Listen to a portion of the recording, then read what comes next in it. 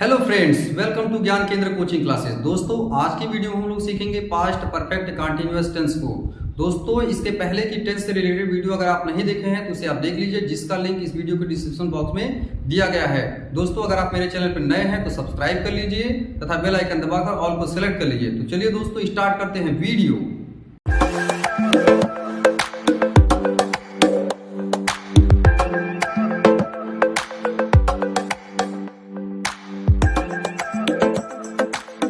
तो देखिए दोस्तों, यहाँ पर past perfect tense continuous tense को हम लोग पढ़ेंगे। तो इसकी पहले हम लोग पढ़ेंगे इसकी क्या पहचान, इसकी पहचान क्या होती है इस टेंस की।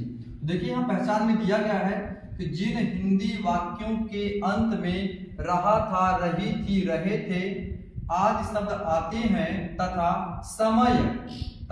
समय भी दिया रहता है, उन्हें पास्ट परफेक्ट कॉन्टिन्यूअस टेंस का वाक्य कहते हैं। तो दोस्तों देखिए, यह है इसकी पहचान कि अगर किसी वाक्य के अंत में रहा था, रही थी, रहे थे आदि शब्द आते हैं तथा उसके साथ में क्या आ जाए, समय भी दिया रहे उस सेंटेंस में, तो उसको क्या बोला जाएगा, पास्ट परफेक्ट कंटीन्यूअस टेंस का वाक्य कहा जाएगा।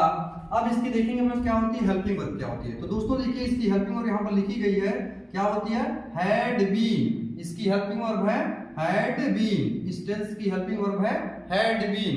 दोस्तों, अब जो पहचान थी, इस पहचान को हम लोग सेंटेंस में पहले देख लेते हैं। तो जैसा कि यहाँ पर पहला सेंटेंस लिखा हुआ है कि सुमित 3 घंटे से दूध पी रहा था, तो वाक्य के अंत में क्या आना चाहिए, रहा था। तो देखिए यहाँ पर रहा था आया है और इसमें समय आना चाहिए। तो देखिए यहाँ पर समय भी आया है 3 घंटे से। तो 3 घंटे क्या है, समय है, तो इसलिए इसकी सेंटेंस टेंस का वाक्य हुआ, यह हुआ आपका जो है कि पास्ट परफेक्ट कॉन्टिन्यूअस टेंस का वाक्य हुआ।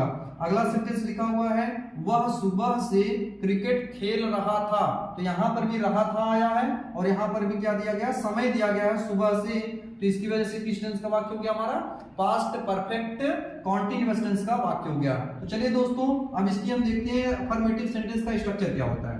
तो देखिए स्ट्रक्चर यहाँ दिया गया है कि सबसे पहले सब्जेक्ट लिखना है, उसके बाद हेल्पिंग वर्ब लगानी है जो कि क्या है इस टेंस की हैड बीन है। उसके बाद वर्ब की फोर्थ फॉर्म लिखनी है। दोस्तों, वर्ब की फोर्थ फॉर्म का मतलब होता है कि आईएनजी फॉर्म। मेन वर्ब में आईएनजी लगा देते हैं तो फोर्थ फॉर्म बन जाती है। उसके बाद देखिए लिखना है आपको ऑब्जेक्ट, लास्ट में क्या लिखना है, रिमेनिंग वर्ड्स लिखना है। तो चलिए दोस्तों, इसको ट्रांसलेट करते हैं इस स्ट्रक्चर के अकॉर्डिंग जो है। तो यहां पर देखिए दिया गया है कि सुमित 3 घंटे से दूध पी रहा था, तो हो जाएगा इसका Sumit had been drinking the milk for 3 hours. देखिए दोस्तों, इसका बन गया। अब अगला सेंटेंस जो लिखा हुआ है, वह सुबह से क्रिकेट खेल रहा था। चलिए दोस्तों, ट्रांसलेट करते हैं इसको।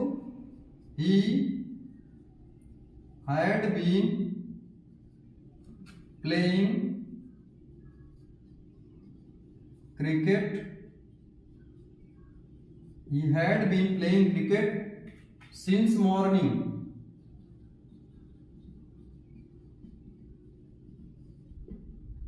तो दोस्तों देखिए, इस तरह से हमने बना दिया, लेकिन अब आपको यहाँ कंफ्यूजन होगी कि यहाँ पर जो सिंस क्यों लगाया गया है और यहाँ फॉर क्यों लगाया जा रहा है। तो दोस्तों, इसको सीखने के लिए हम लोग कुछ नोट्स पॉइंट देखेंगे। उन नोट्स पॉइंट्स के अकॉर्डिंग जो है हम इसको सीख जाएंगे कि कहाँ किसके किस शब्द के आने पर, मतलब जो समय आपका है, कौन से समय के साथ हम फॉर का यूज करेंगे और कौन से समय के साथ सिंस का यूज करेंगे। तो दोस्तों देखिए, जो मैं बताऊंगा आपको फॉर और सिंस का यूज, ये ट्रिक के माध्यम से बताया जाएगा। अगर आप उस ट्रिक को देख लेते हैं, सीख लेते हैं, तो आप आसानी से किसी भी सेंटेंस को ट्रांसलेट कर ले जाएंगे।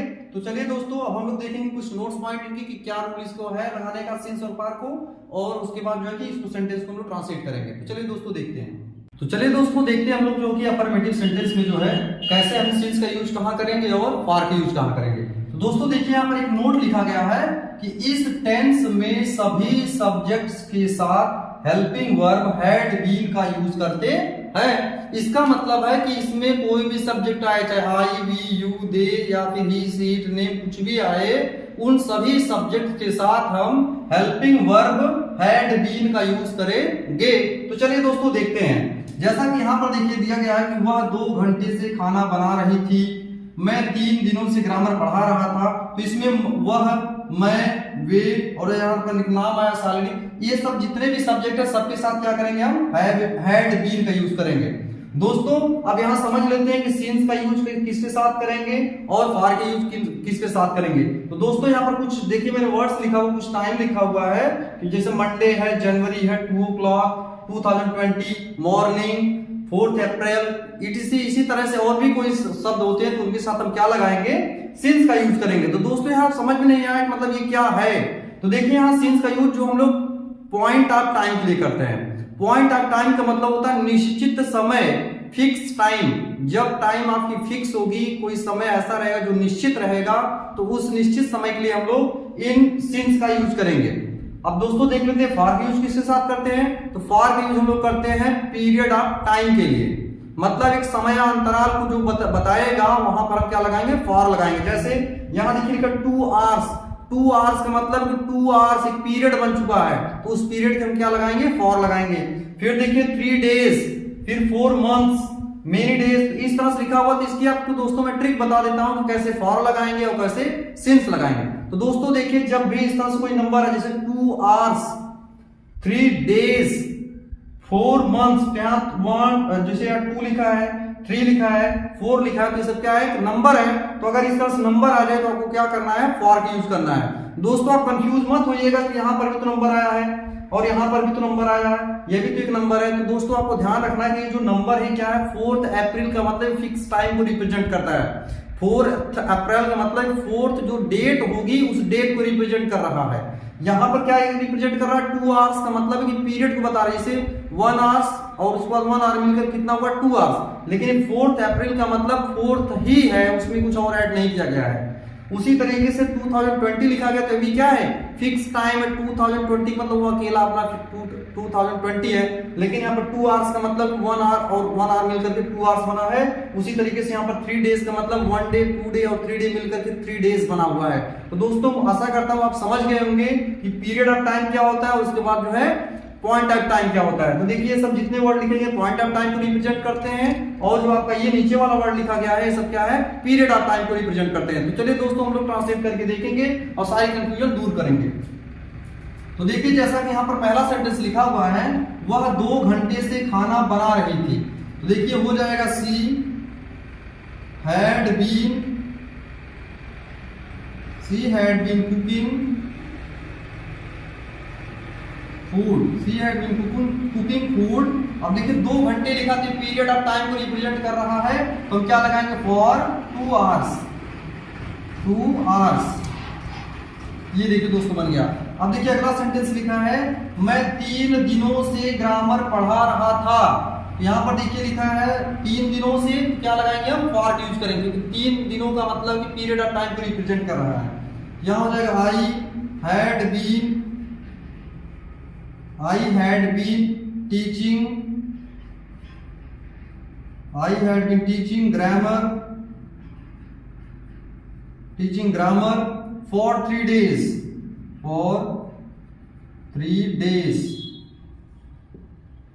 नेक्स्ट सेंटेंस देखिए दोस्तों लिखा हुआ है, वे मेरी कोचिंग में 2020 से पढ़ रहे थे।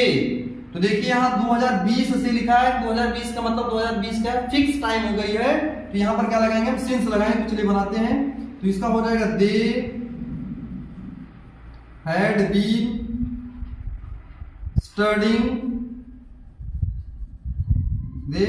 Been studying in my coaching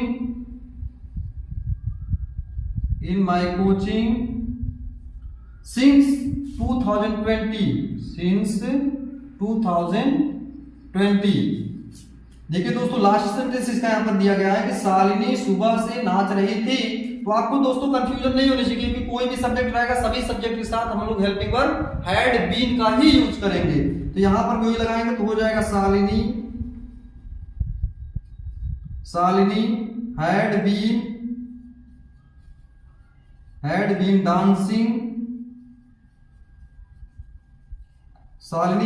dancing since morning. तो देखिए यहां पर भी मॉर्निंग दिखा रहा है, क्या है, फिक्स टाइम है, सुबह से। तो सुबह क्या है, फिक्स टाइम हो गई है।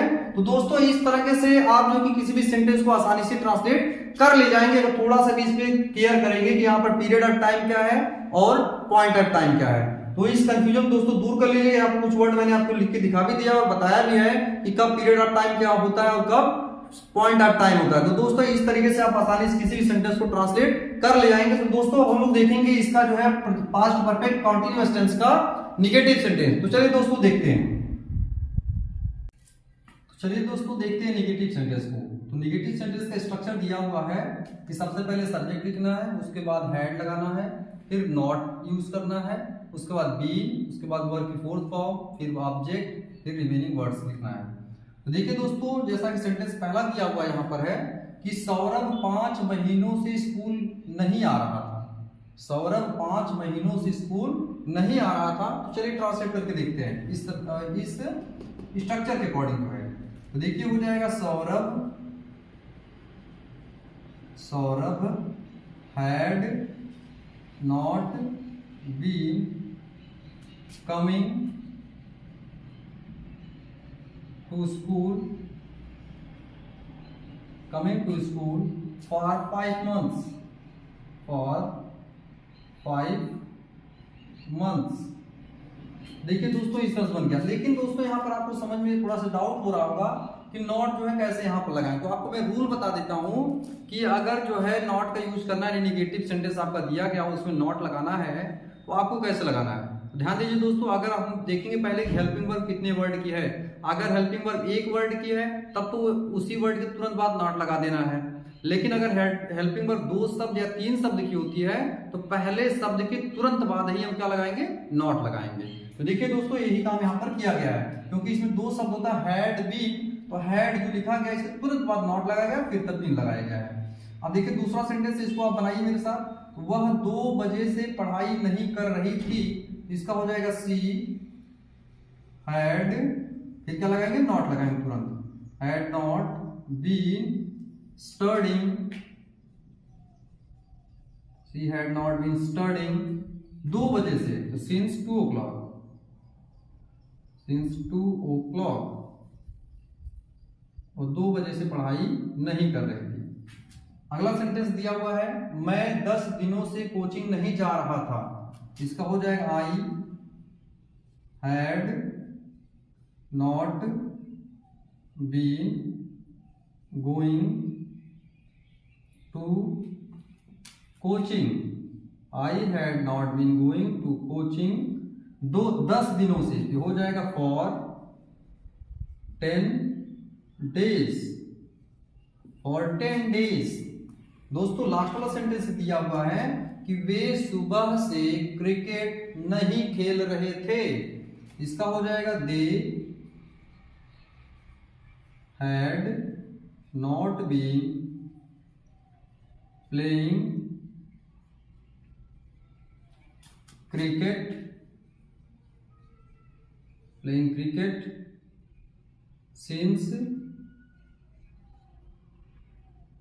since morning।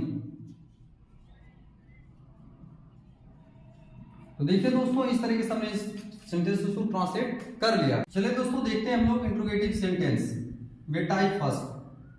ऐसे वाक्य जिनमें QW क्या वाक्य के शुरुआत में आता है, मतलब कि ऐसा सेंटेंस जिसमें क्वेश्चन वर्ड आपका क्या जो होता है कहाँ रहेगा, शुरू में रहेगा, तब कैसे ट्रांसलेट करेंगे। तो देखिए इसका स्ट्रक्चर दिया गया है कि सबसे पहले आपको हेड लिखना है, फिर सब्जेक्ट लिखना है, फिर नॉट लगाना है। अगर नेगेटिव वर्ड रहेगा तब लगाएंगे, अदरवाइज नहीं लगाएंगे, इसलिए यहाँ पर एक ब्रैकेट में लिखा हुआ है। उसके बाद देखिए बीन लगाना है, फिर वर्ब की फोर्थ फॉर्म, फिर object plus remaining word last में लिख देंगे। तो दोस्तों जैसे यहाँ पर सेंटेंस में लिखा है क्या शुरू में आया है, यहाँ पर भी शुरू में, यहाँ पर भी शुरू में और यहाँ पर भी शुरू में है, तब हम कैसे ट्रांसलेट करेंगे। तो दोस्तों इसका रूल होता है कि अगर क्वेश्चन वर्ड से स्टार्ट होता है सेंटेंस, यानी क्वेश्चन वर्ड क्या से सेंटेंस की स्टार्टिंग होती है, तो क्या कि इंग्लिश नहीं लिखते हैं, बल्कि उसकी प्लेस पे हम क्या लिखते हैं, हेल्पिंग वर्ब। लेकिन दोस्तों ध्यान रखिएगा, हेल्पिंग वर्ब 2 शब्द या 3 शब्द की है तो केवल पहला शब्द लिखा जाता है, इस बात को आप ध्यान रखिएगा दोस्तों। चलिए दोस्तों ट्रांसलेट करते हैं। तो जैसे यहाँ पर लिखा है क्या वह 3 घंटे से किताब पढ़ रही थी, इसका हो जाएगा had she been reading, had she been reading book for 3 hours।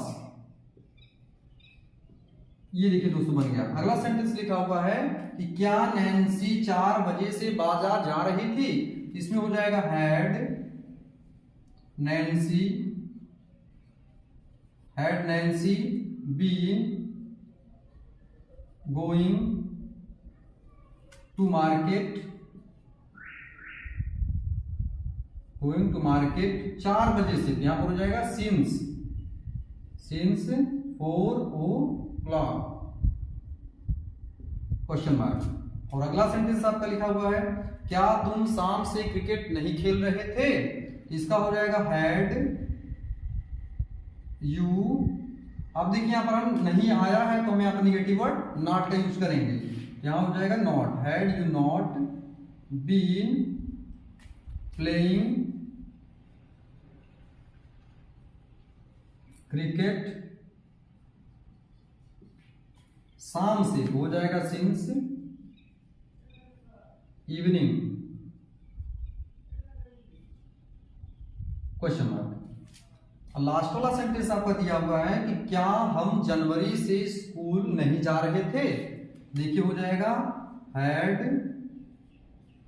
We not been going to school since जनवरी।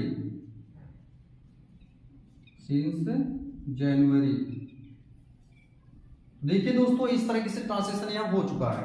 तो दोस्तों अगर आप जो कि इस स्ट्रक्चर को याद कर लेते हैं और मैं जो बताया हूँ रूल को लर्न कर लेते हैं तो आप आसानी से किसी भी सेंटेंस को ट्रांसलेट कर ले जाएंगे। तो चलिए दोस्तों हम लोग देखेंगे इंट्रोगेटिव सेंटेंस का टाइप सेकंड। तो देखिए दोस्तों इंट्रोगेटिव सेंटेंस में टाइप सेकंड के अंतर्गत क्या आता है। इसमें इसकी पहचान होती है कि ऐसे वाक्य जिनमें क्यू डब्ल्यू क्या क्यों कैसे आदि जो है वाक्य के बीच में आता है। मतलब जो क्वेश्चन वर्ड आपका रहेगा कहां पर आएगा, सेंटेंस के बीच में आएगा, तब कैसे आप ट्रांसलेट करेंगे। तो देखिए इसका स्ट्रक्चर दोस्तों यहां पर दिया गया है कि सबसे पहले आपको क्या लिखना है, क्वेश्चन वर्ड लिखना है, फिर हैड लिखना है, फिर सब्जेक्ट लिखना है, फिर ऑप्शनल नॉट लिखना है, फिर बी, फिर वर्ब की फोर्थ फॉर्म, फिर ऑब्जेक्ट, फिर उसके बाद रिमेनिंग वर्ड और लास्ट में आपको क्वेश्चन मार्क लगाना है। ये नहीं कि जैसे देखिए यहाँ पर क्वेश्चन वर्ड कहां पर आया, बीच में आया हुआ है, यहाँ पर भी बीच में आया है। तो इस तरह से अगर बीच में क्वेश्चन वर्ड आ जाए तो कैसे ट्रांसलेट करेंगे। तो इसके लिए आपको क्या करना है, ये जो क्वेश्चन वर्ड रहेगा इसकी इंग्लिश सबसे पहले लिखनी है। तो चलिए दोस्तों ट्रांसलेट करके देखते हैं। तो यहाँ पर लिखा है क्यों, तो इसको हम यहाँ पर सबसे पहले लिखेंगे तो वाई, फिर हैड यू नॉट, फिर बीन लगाएंगे, why had you not been teaching, why had you not been teaching maths 2 बजे से। तो हो जाएगा since 2 o'clock। तो देखिए दोस्तों इस सेंटेंस का बना कि why had you not been teaching maths since 2 o'clock। तुम 2 बजे से गणित क्यों नहीं पढ़ा रहे थे। दोस्तों अब अगला देखिए, सुहानी सुबह से क्या खा रही थी। इसमें क्या आया तो सबसे पहले लिखेंगे तो हो जाएगा what had Suhani been eating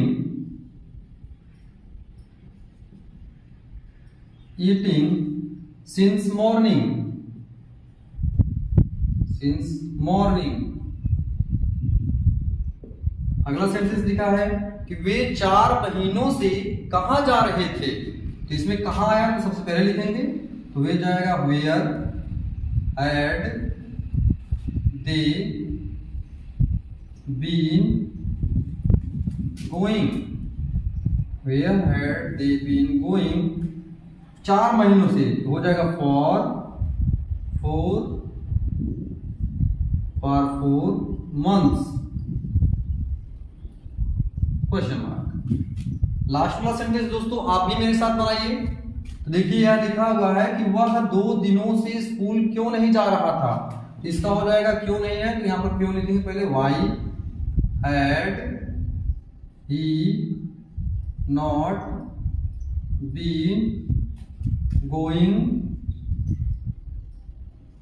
to school, why had he not been going to school, 2 दिनों से, हो जाएगा फॉर 2 days क्वेश्चन मार्क। तो देखिए दोस्तों, इस तरीके से आप जो है कि किसी भी सेंटेंस को आसानी से ट्रांसलेट कर ले जाएंगे अगर आपको स्ट्रक्चर समझ में आ गया होगा तब। चले दोस्तों देखते हैं आज का होमवर्क। तो जैसे देखिए यहाँ पर दिया गया है 2 days होमवर्क में पास्ट परफेक्ट कंटीन्यूअस टेंस का होमवर्क। तो क्वेश्चन लिखा है ट्रांसलेट इनटू इंग्लिश, इंग्लिश में ट्रांसलेट करिए। पहला सेंटेंस लिखा है रानी सुबह से गाना गा रही थी। दूसरा सेंटेंस लिखा है क्या वे 2 दिनों से स्कूल नहीं जा रहे थे। तीसरा सेंटेंस लिखा है मैं 12 बजे से बाजार नहीं जा रहा था। चौथा सेंटेंस लिखा है तुम 2 महीनों से स्कूल क्यों नहीं जा रहे थे। लास्ट सेंटेंस लिखा होमवर्क का कि वह 5 अप्रैल से ग्रामर नहीं पढ़ रहा था। अब दोस्तों देखेंगे हम लोग जो है पार्ट 8 यानी कि पास्ट परफेक्ट टेंस का जो होमवर्क था उसका सॉल्यूशन देखेंगे। देखिए यहाँ पर लिखा है पार्ट 8 होमवर्क सॉल्यूशन। तो पहला सेंटेंस लिखा हुआ था वह किताब पढ़ चुका था। तो देखिए हो जाएगा he had read the book, he had read the book. अगला सेंटेंस लिखा है तुम कहां गए थी, इसका हो जाएगा वेयर हैड यू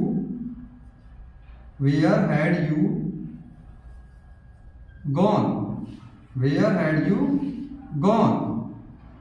तीसरा सेंटेंस लिखा है क्या वे बाजार नहीं गए थे, हो जाएगा had they not gone to market. अगला सेंटेंस आपका है कि मेरे खाने के बाद वे क्यों नहीं पढ़ाए, मेरे खाने के बाद वे क्यों नहीं पढ़ाए। इसमें देखिए ये वाला काम जो बाद में हुआ ये काम पहले हुआ है, तो इसको हम पहले लिखेंगे। इस बाद वाले सेंटेंस को कहां लिखते हैं, सबसे पहले लिखते हैं। तो ये पास्ट इंडेफिनिट में ट्रांसलेट किया जाएगा क्योंकि ये पास्ट बाद में काम हो रहा है।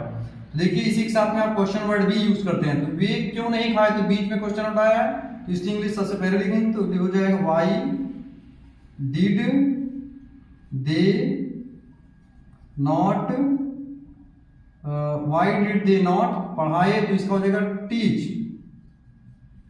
देखिए हो गया मेरे खाने के बाद वे क्यों नहीं पढ़ाए, वे क्यों नहीं पढ़ाई का हो जाएगा why did they not teach after I had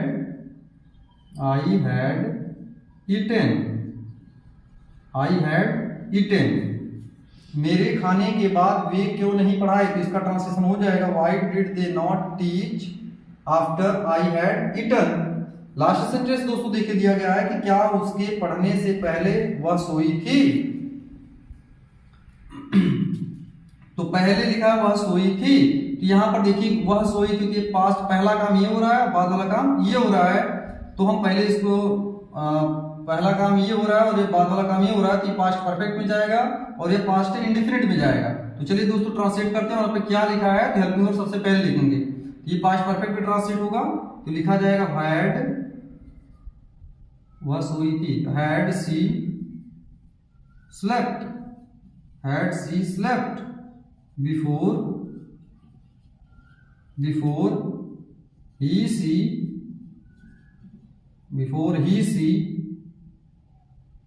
read। तो देखिए हो गया ऐसा, क्या उसके पढ़ने से पहले वह सोई थी, had she slept before she read। तो देखिए दोस्तों इस तरीके से हमने ट्रांसलेशन कर दिया। दोस्तों आप जो होमवर्क दिया गया इसको जो कि आप ट्रांसलेट कर लीजिएगा और ट्रांसलेट करके आप मुझे कमेंट करके बताइएगा कि आपने क्या ट्रांसलेशन किया है। दोस्तों अगर आपको वीडियो अच्छी लगी तो इसे लाइक कर दीजिए तथा अपने दोस्तों में शेयर कर दीजिए, और अगर आप मेरे चैनल पर नए हैं तो सब्सक्राइब कर दीजिए। दोस्तों सब्सक्राइब करने के बाद आप बेल आइकन दबा करके ऑल को सेलेक्ट कर लीजिएगा, क्योंकि जो भी वीडियो मैं अपलोड करूं जिससे कि आपको नोटिफिकेशन सबसे पहले पहुंचे। दोस्तों इस जो टेंस की सीरीज चल रही है इसमें देखिए पार्ट 9 हो चुका है, जिसमें हम लोगों ने पढ़ लिया है पास्ट परफेक्ट कंटीन्यूअस टेंस, यानी कि प्रेजेंट टेंस का और पास्ट टेंस का दोनों का पूरा खत्म हो चुका है। बचा है केवल आपका एक टेंस और आपका फ्यूचर टेंस। जिसमें हम लोग 4 पार्ट पढ़ेंगे, इंडेफिनिट, कॉन्टिन्यूअस, परफेक्ट और परफेक्ट कॉन्टिन्यूअस।